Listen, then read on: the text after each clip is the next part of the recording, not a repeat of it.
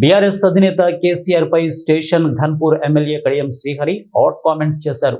సంబంధించినవేనని ఆరోపించారు. ఇవాళ జనగామ జిల్లాలోని లింగాల గణపురం మండలం నవాబుపేట రిజర్వాయర్ నుంచి సాగునీటిని విడుదల చేశారు. అనంతరం కడియం శ్రీహరి మీడియాతో మాట్లాడారు. 10 ఏళ్లు అధికారంలో కల్వకుంట్ల కుటుంబం తెలంగాణ వనరులను దోచుకుందని విమర్శించారు. ధరణిని అడ్డుపెట్టుకుని వేల ఎకరాల భూములు కబ్జా చేశారని ఆరోపించారు. కాళేశ్వరం ప్రాజెక్టును అడ్డుపెట్టుకుని కేసీఆర్ కుటుంబం వేల కోట్ల రూపాయలు సంపాదించిందని ఆక్షేపించారు. వేల ఎకరాల భూములు, వేల కోట్ల రూపాయలు పంచుకునే క్రమంలో కేసీఆర్ కుటుంబంలో గొడవలు జరుగుతున్నాయని చెప్పుకొచ్చారు. కడియం శ్రీహరి కేసీఆర్ కుటుంబ గొడవలతో తెలంగాణ ప్రజలకు ఎలాంటి సంబంధం లేదని స్పష్టం చేశారు.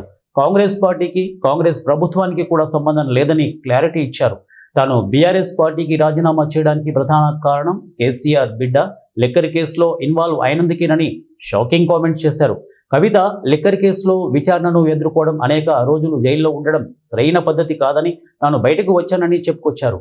అవినీతి డబ్బులను పంచుకోవడంలో వారి మధ్య జరిగిన గొడవే తప్ప మరి ఇంకా ఏం లేదని ఎమ్మెల్యే కడియం శ్రీహరి విమర్శించారు.